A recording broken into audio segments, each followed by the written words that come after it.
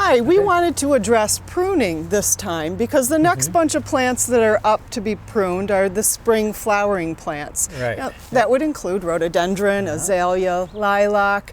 All of those plants need to be pruned right after they're done blooming if they're a spring bloomer. Now, Right. forsythia is a big one as well. So can you give me some tips on that, Jim? Well, forsythia is interesting because, they're just plain glorious this year.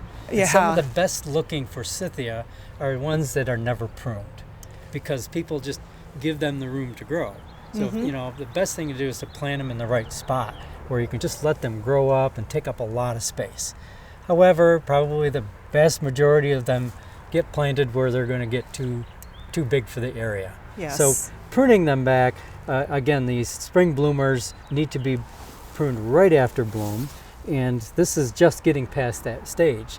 So the best thing to do, I'm using this young plant to give an example on a big one, but you can see how congested all the stems are down here. Yeah, it's tight. And if you look at an old plant, the stems that are the oldest will be gray in color instead of this nice greenish color.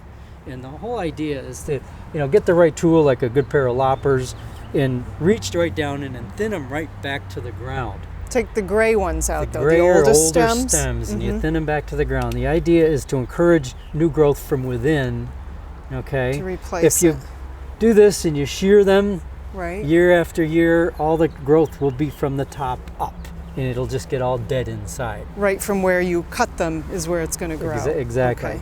So thinning them out, and there's a plant over here that just kind of shows the older stems, and this particular one has a damaged stem. So realistically, the first thing you should be cutting out are the damaged stems, dead stems, broken stems, or the really congested stems, thinning them out first, encouraging some of that new growth to come up. Very good. So thin out, prune the spring flowering plants right after they're done blooming, and try to put the proper plant in the proper place to begin with. That's your best bet if you're starting out. Definitely. Okay. Thanks for joining us. I'm Casey Krause. And I'm Jim Hotelling, the home gardeners from Hillside Garden Center.